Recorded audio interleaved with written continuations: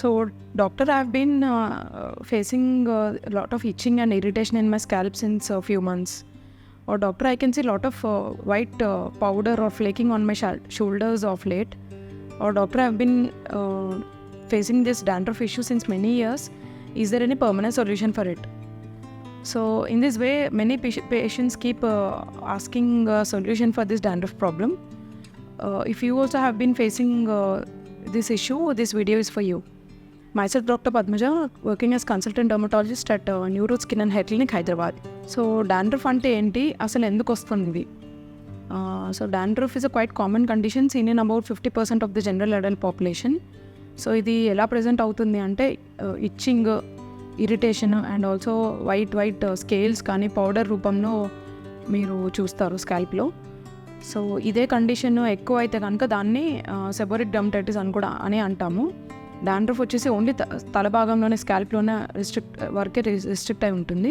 Seborrhoeic dermatitis అయితే మీకు స్కాల్ప్తో పాటు అదర్ సెబోరిక్ ఏరియాస్ అంటే ఎక్కడైతే మీకు ఆయిల్ గ్లాండ్స్ ఎక్కువ ఎక్సెస్గా ఉంటాయో అక్కడ కూడా కనిపిస్తుంది. ఫర్ ఎగ్జాంపుల్ ఇయర్స్ వెనకాల, ఫేస్ మీద, ఐబ్రోస్, నోస్ పక్కన, అలాగే చెస్ట్ మీద కూడా సెబోరిక్ డర్మటైటిస్ అనేది కనిపిస్తుంది.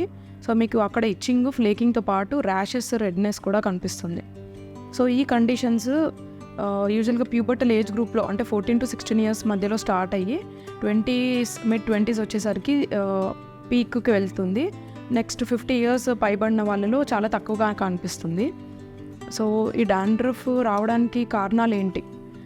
ఫస్ట్లీ సెబేషియస్ సెక్రీషన్స్ అంటే మీ స్కిన్లో ఉన్న ఆయిల్ గ్లాండ్స్ ఎక్కువగా పనిచేయడం వల్ల, ఎక్కువ sebum production or oil production జరగడం వల్ల ఈ స్కిన్ గ్రీజీగా తయారవుతుంది. అట్లాంటి ఎన్వైరన్మెంట్లో మీ స్కిన్ సర్ఫేస్ ఫంగల్ కొలనైజేషన్ అంటే మాలసీజియా గ్లోబోజా, మాలసీజియా రెస్ట్రిక్టా అనే ఫంగై ఎక్కువ గ్రో అవ్వడం వల్ల మీకు ఈ ఇచ్చినెస్, రెడ్నెస్, ర్యాషెస్ రావడం జరుగుతుంది.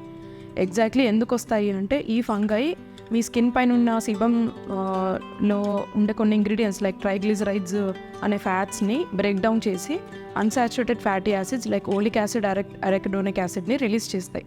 ఈ ఫ్యాట్స్ వల్ల మీకు ఇచ్చింగ్, ఇరిటేషన్, రెడ్నెస్, ర్యాషెస్ ఇవన్నీ డెవలప్ అవ్వడం జరుగుతుంది. సో వీటితో పాటు ఇండివిజువల్ ససెప్టబిలిటీ అంటే individual host immune response, epidermal skin barrier integrity ఇవన్నీ ఫ్యాక్టర్స్ కూడా డిపెండ్ అయ్యి మీకు డాండ్రఫ్ రావడం జరుగుతుంది. సో ఇప్పుడు డాండ్రఫ్ రావడానికి గల కారణాలు చూసాము. మేనేజ్మెంట్ ఎలా? So how to prevent dandruff or how to manage it?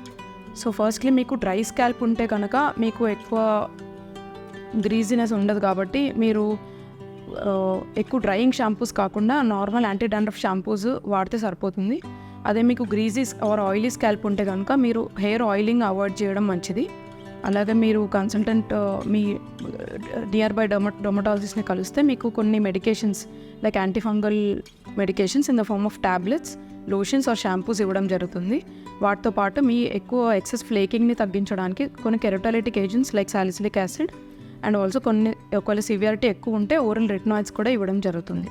Thank you.